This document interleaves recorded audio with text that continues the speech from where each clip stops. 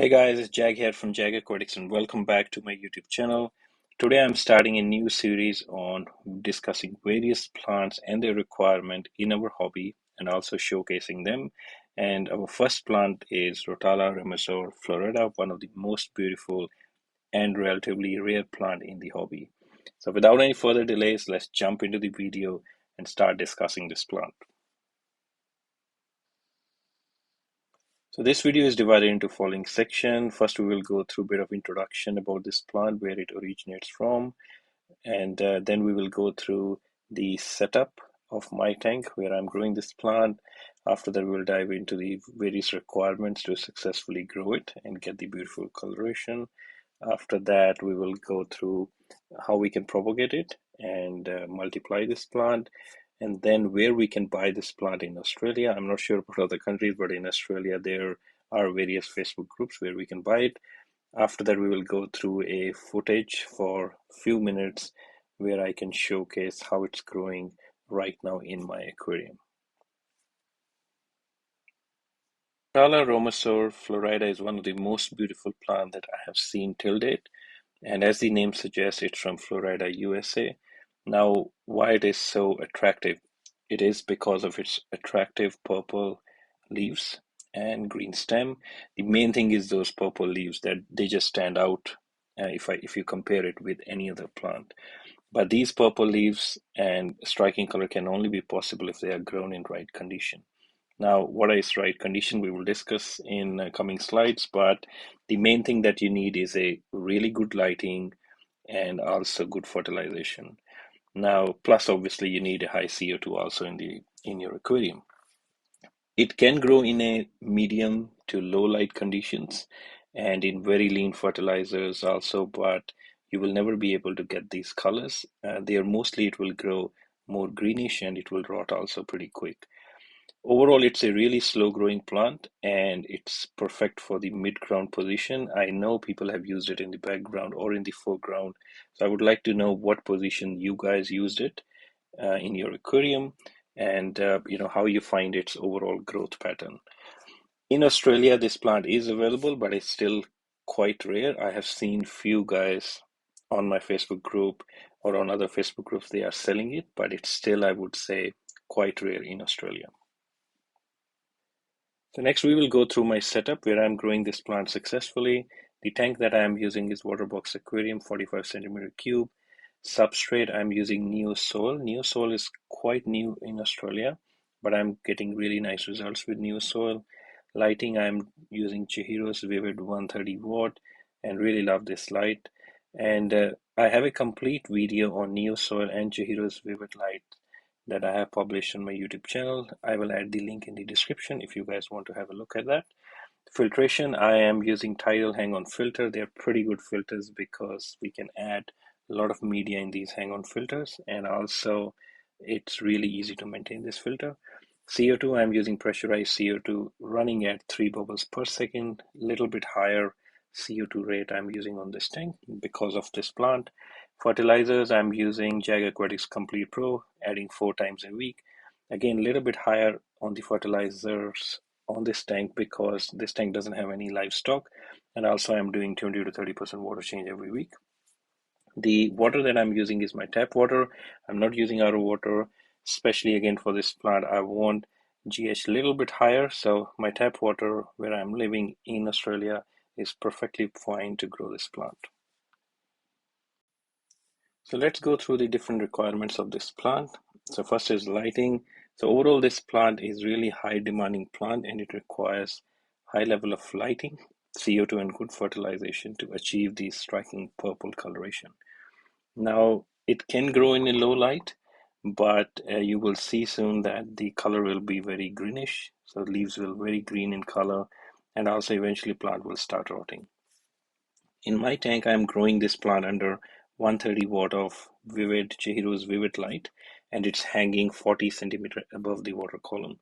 So I can tell you that this is really strong light. If you have used Chihiro's Vivid, you will know that. And also from the wattage and the size of the tank, it's really high light that I'm using to grow this plant. And that's why you can see the coloration is really nice and striking. Now, the water that I'm using in my area, the water is not super soft, but it has a little bit higher GH. And I have seen that the water in my area is perfectly good to grow this plant. So I did try RO water initially, but I realized certain plants were struggling because the water was really soft, and I don't wanted to mineralize the water. And what I did was I tried my local water, and everything grows perfectly fine. So I said, okay, let's use that. But if you guys are using RO water, then you should mineralize the water to make it perfect for this species of plant. Next is the fertilization. Now I'm using a regular fertilizing dosing, and what my targets are for this tank is nitrate anywhere from 5 to 10 ppm, and for that I am using Jag Aquatics Complete Pro fertilizer. So as long as my nitrates are in this range, all other parameters are met using that fertilizer. CO2, I am using really high CO2 system or CO2 bubbles in this system, and my bubble rate is 2 to 3 bubbles per second. And again, this plant loves high CO2, so if you are growing it, make sure that you are using a pressurized CO2 system and you are hitting that targets of 3 bubbles per second.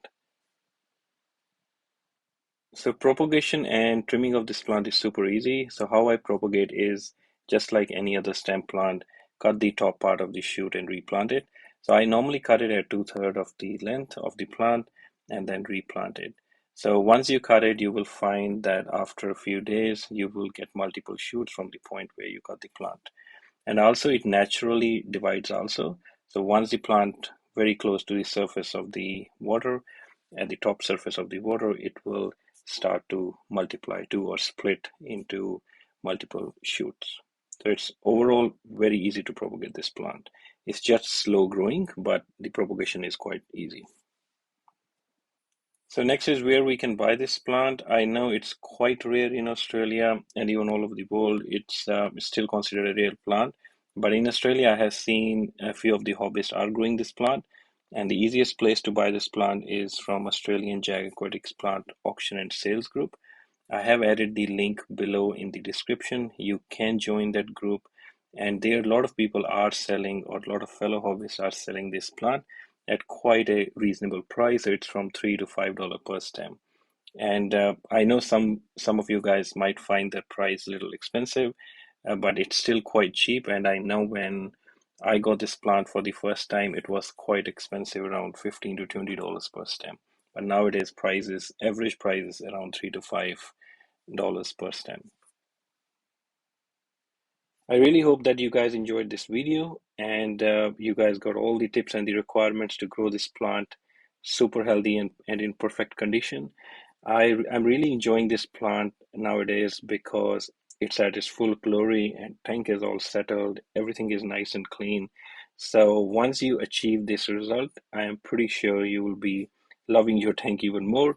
Also, I just want to cover a bit on lighting. What I'm using here is like we discussed before, Chihiro's 130-watt vivid lights, but the settings that I'm using there is their default red setting. So I am quite lazy in trying any custom settings. And what I tried is if I set it on light, I initially set it on green, and then I set it on red, and I find that overall colors in the tank looks really nice.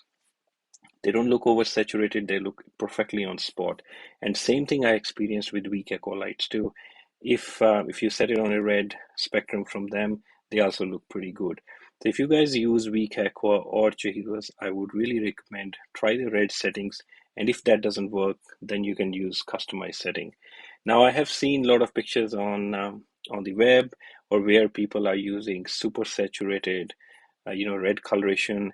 It is okay if you want to highlight a plant or if you like that style, but the red default setting in these brands, they have done a pretty good job where whole tank look natural and green looks really nice green, or yellow plant will look really nice yellow, and also it will highlight your red plants. So do try these default settings and I'm pretty sure you will like it. And the other thing I want to mention here is I know a few guys asked me that what camera I use to take photographs. So this video is being taken using Canon M50, and you guys can try that camera. And I really like Canon brand, and I'm using that brand for some time. I recently upgraded to that camera because for all my YouTube videos, I wanted a decent camera. I also quite heavily use iPhone, but what I found with iPhone is that sometimes, especially in this tank, I was not able to capture the right colors. So that's why I created this video using Canon.